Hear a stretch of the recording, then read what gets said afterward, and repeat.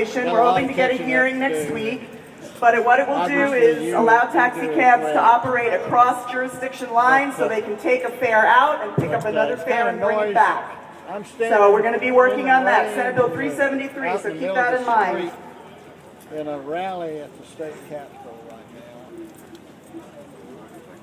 Developmental. Okay, we have a nice surprise guest. The governor's wife, Sandra Deal, is here, and she would like to say hello to everybody. Mrs. Deal?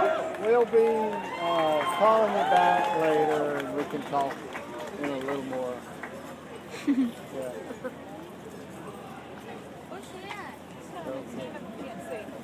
Hi there, everybody. I'm glad to see you all here, and we are so glad that you are We'll talk more. Bye. able to get out into this weather, although we're sorry we didn't do better for you with preparing a sunny day like yesterday. It was beautiful yesterday, and I apologize that the weather is not as good. But thank you for coming to the Capitol to draw attention to your situations. We know that some of you have some real problems, and we wish we had lots of money to throw at it, but we don't. And so we all have to do the best we can.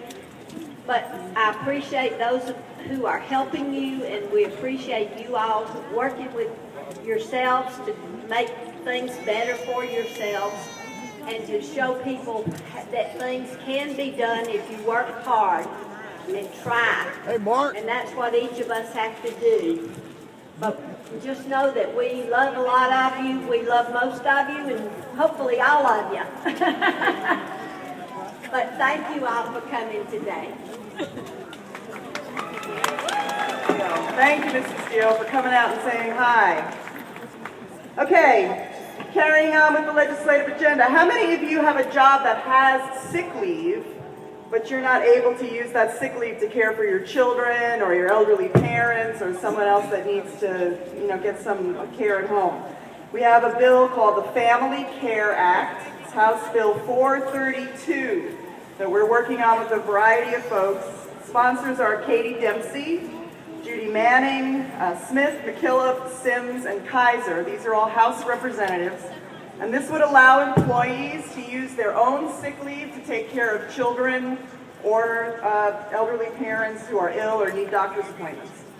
Another good piece of news is that the Olmstead Committee has been reconvened, and they met again in January. So I have been happily interrupted again because Governor Deal is here to speak to you.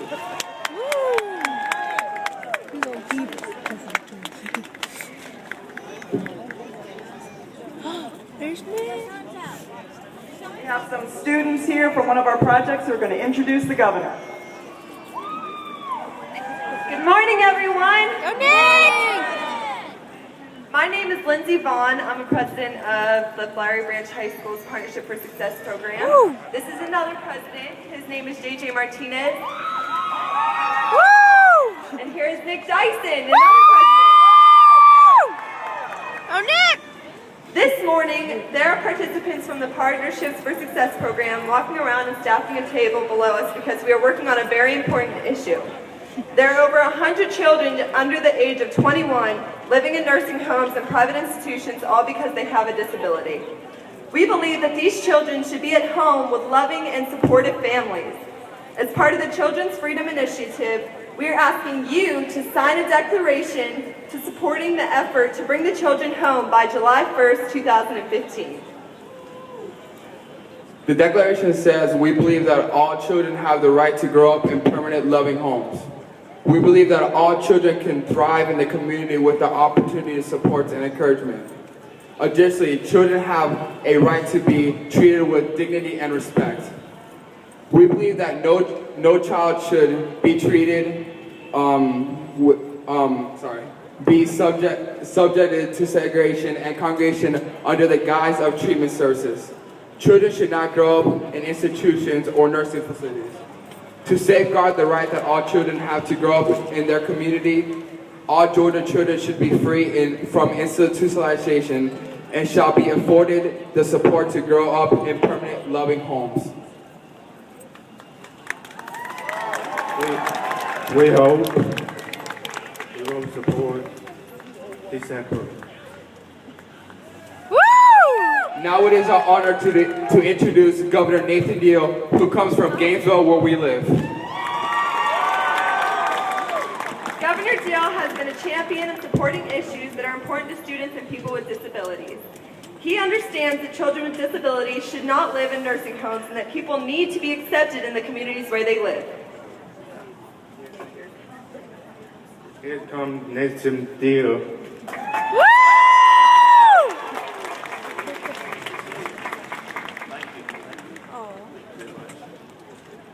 Well, good morning.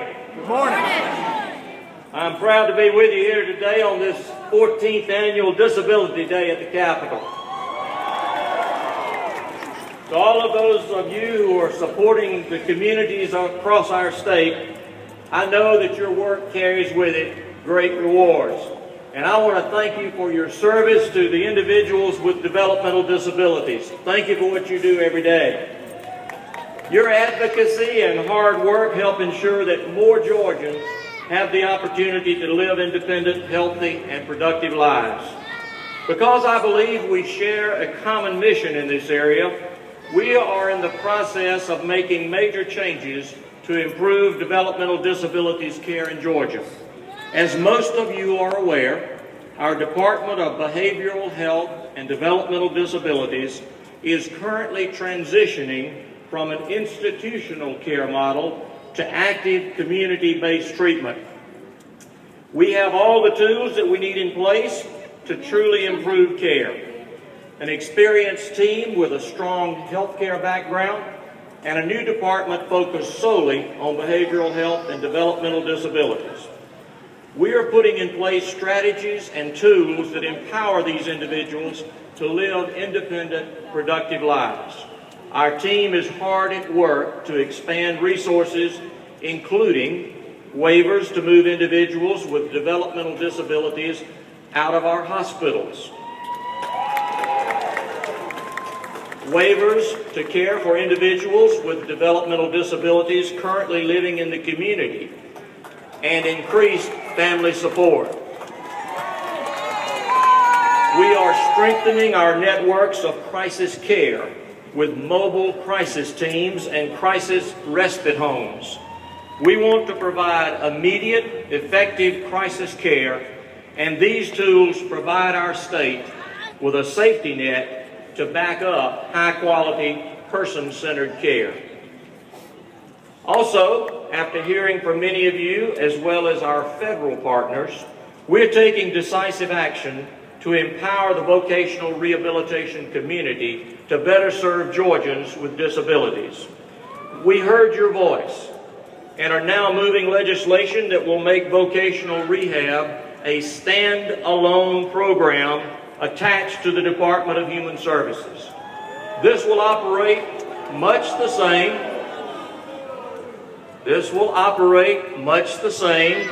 as the Brain and Spinal Injury Trust Fund does with the Department of Public Health, and as the EPD does with the Department of Natural Resources. This move will give new priority to this work.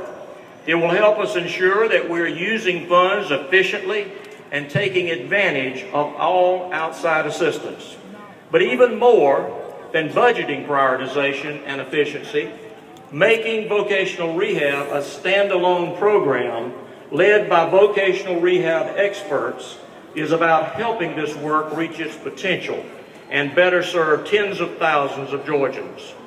According to the U.S. Department of Education, our program has now fallen to 49th in the nation when it comes to placing individuals with severe disabilities and jobs. This statistic is just one clear indication that we have a lot of work to do when it comes to serving those with moderate and severe disabilities.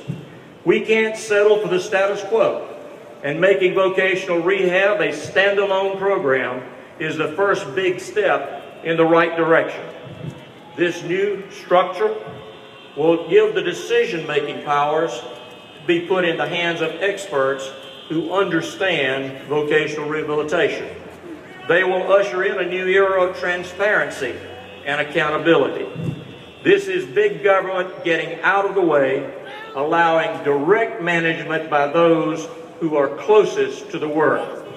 This move will ensure that monies allotted for the disabled community will be used more efficiently and with no commingling of funds. Ultimately, this transformation will result in more jobs for disabled Georgians seeking to ready themselves for the workforce. Again, this is a coordinated effort, and we have worked closely with federal officials to ensure that there will be no loss of funds, no loss of jobs, and no disruption of service. I want to thank so many of you for your input and your partnership on this issue. I believe this will help vocational rehab reach its potential. Going forward, we will need your sustained support. Now, we have a broad-based plan to improve care for Georgians, but you folks who work every day in the disability community truly represent the opportunity for success in our state. And I want to thank you for partnering with our state as we work to empower Georgians with disabilities to stay well, active, safe, and integrated into our communities. Thank you for caring, and thank you for all that you do every day.